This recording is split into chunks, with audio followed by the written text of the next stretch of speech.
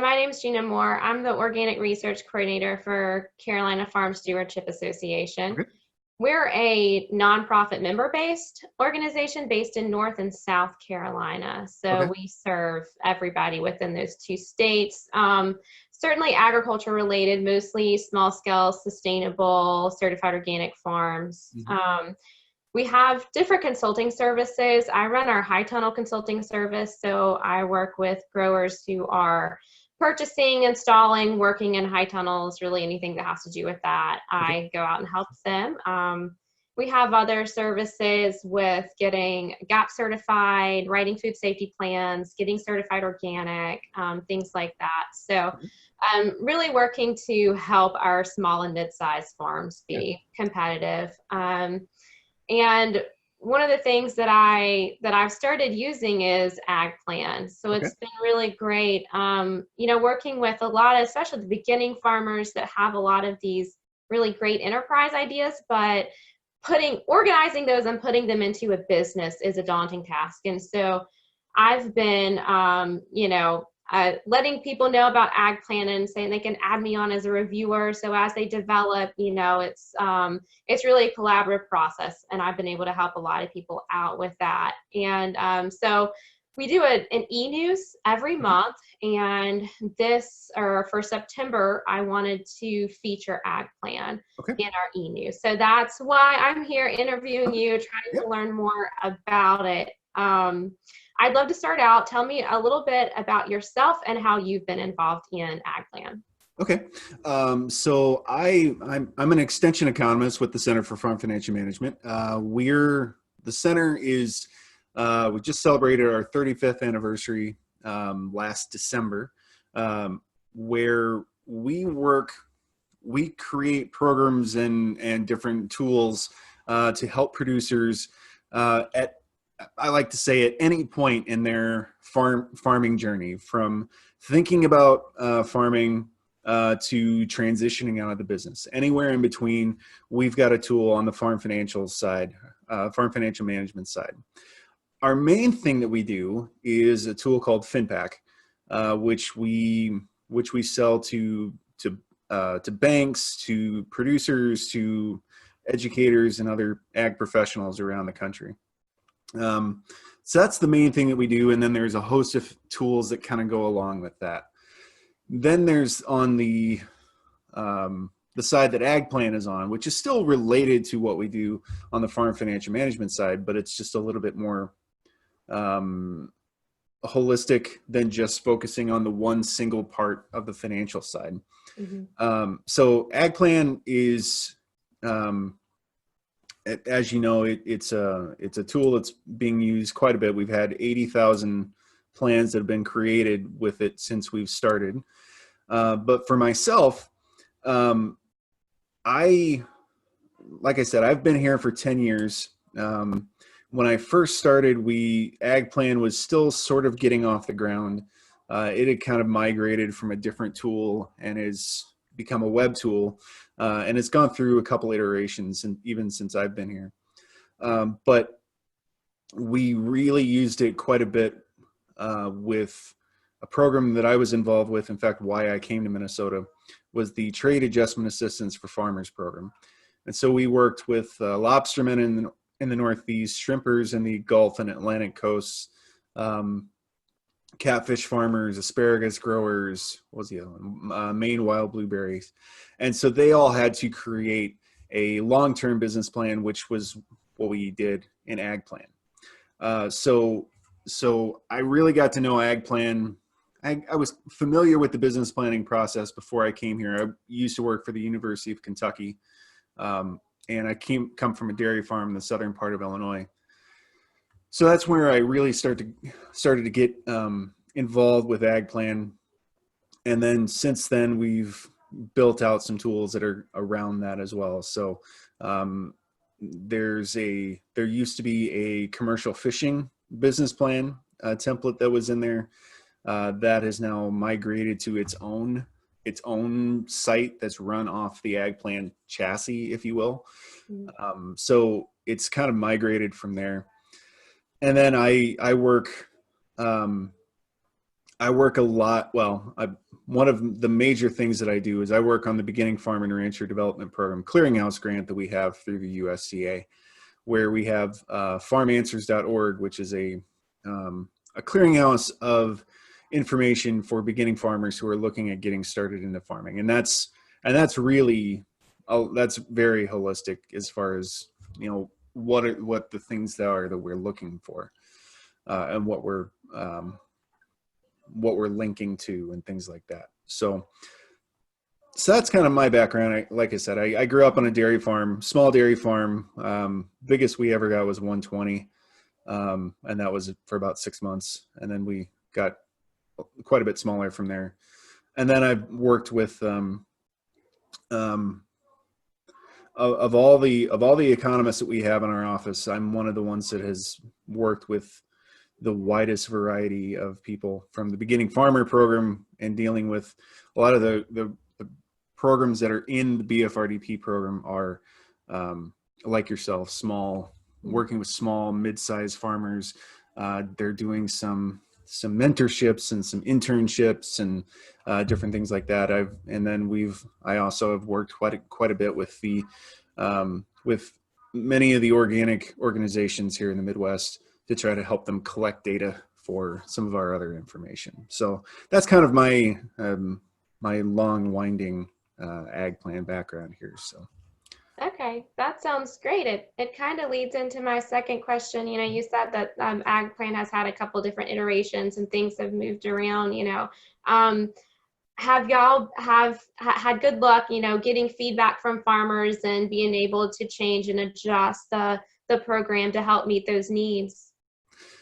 Yeah, the biggest change that we've had is that, when I first started, it was migrating from more of a PC-based program to a web-based program. And then since then, with a lot of the advancements that have been made in programming and things like that, our programmers have learned how to take what we had and then make it even better. Make it where you can work on it on a phone, Gotcha. things like that. So that's the technical iteration. But as far as the feedback and things like that, we're always looking for suggested resources, tips, resources. As you know, as you look through AgPlan, we've got the tips, we've got the resources, we've got, I think it's the email reviewers part. That is new within the last, I think we added that about 5 or 6 years ago. We've always been able to add reviewers. That's been one of the most popular things. And I think when we look at the survey results, I think that is what is the most useful. Well, it's tied for most useful with the tips and the resources, because I think when you are writing a business plan, you don't really know where to start with some of this stuff. And so the tips and the resources are extremely helpful to just, what do I write about here? But then the emailing reviewers, it's one of the more popular features that we've had, because you want feedback. And, when you develop this, you don't want to just develop it in a vacuum. And we like to say that it's a living document. You don't want to just create it and then put it in the drawer and never look at it again. We want people to take it out, review it once a year, and see, does this still make sense? In some cases, and we've actually, for our group, we've actually done this as well, where we've taken out our center's business plan, and we've reviewed it. And in some cases, we've been offered an opportunity to apply for a different pot of money. And so we went back to our business plan and really analyzed, does this fit with what our skill set is, with what our mission is? And we decided to pass on certain things, and some we've decided to go after. So that's really, the power of adding reviewers, having that business plan to just kind of go back and review with what you've said before. So along with those tips and being able to add reviewers, is there another aspect of AgPlan that maybe people wouldn't know about that you really like and would want farmers to know about?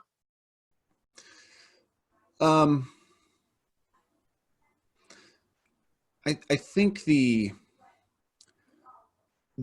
just the different templates that there are, when you first create the plan, there are different templates that you can choose from. So,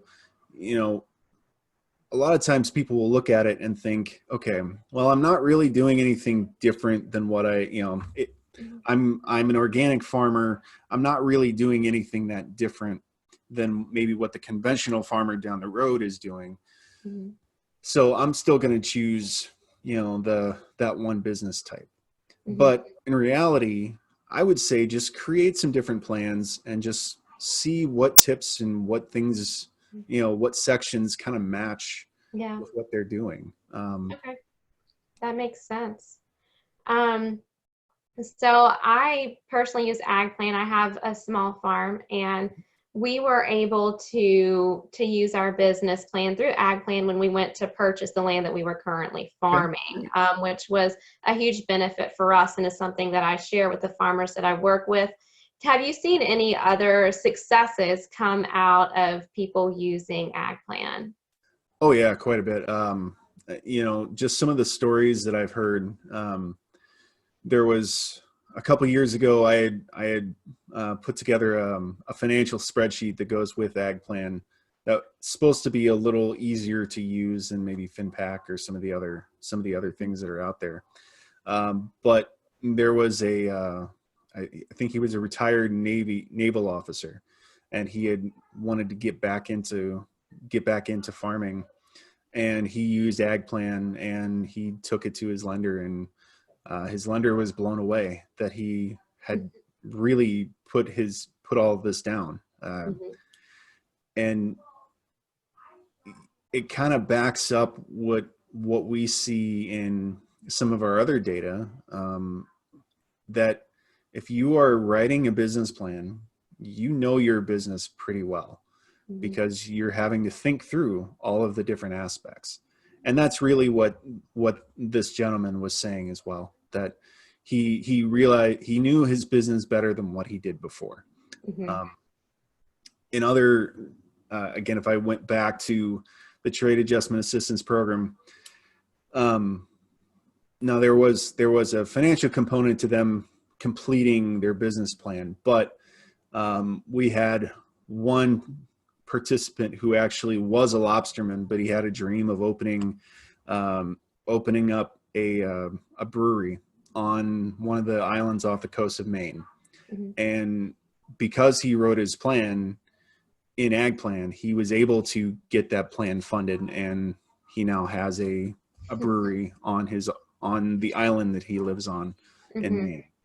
So there's quite a bit of, and those are just some of the ones that we've actually heard. Mm-hmm. With 80,000 business plans that have been created, we never know if they actually reach completion. Mm-hmm. And if it's a living document, it's never really done. Sure. But there's out of 80,000 plans, there's several thousand success stories that we would never even hear about. Right. So yeah, those are just a couple that come to mind anyway. Yeah, that's awesome. Okay, so this is my last question. What advice would you give any farmers or business owners as they create or refine their business plans? Well, the first thing that I would suggest is never start with the executive summary. Always let that be the last thing that you write, because that's really supposed to be a summary of everything else that's in the plan. But the other part is, don't rush it. Mm-hmm. Think through each and every aspect of it, and write something down, put it away, put that section away for a day or two, and then come back and see, does that still make sense? Is this really what I wanted to write? Is this really portraying my business the way I want it to be portrayed? Mm-hmm. So I think those would be the two pieces of advice that I would have, is don't rush it, and then write the executive summary last. Mm-hmm. So that's great. Is there anything else you'd like to finish up talking about AgPlan before we sign off here? I would say just keep playing with it, keep seeing, just start writing. It's just an opportunity for you to be able to write down things, and in a formalized way. So yeah. Yeah, I totally agree. I really enjoyed using the plan for my own personal farm, and I've enjoyed helping farmers with it. It's really helped them out a lot, I know. So I'm really glad that that resource is around. I know you mentioned some more earlier on, so I'm going to go on and check some of those out. Feel free to send them to me via email if you have anything that comes up you think would be useful. But I'll package all this up and we'll be able to get it out to our farmers in Awesome. our e-news. So thank Yeah. you so much for your time. Yeah, and then whenever you do send that out, just if you could just send me a copy too, and then I'll share it around our center too. So Yeah, that would be great. Thank you so much. thanks, you. All right, have a good afternoon. Yeah, you too. Bye.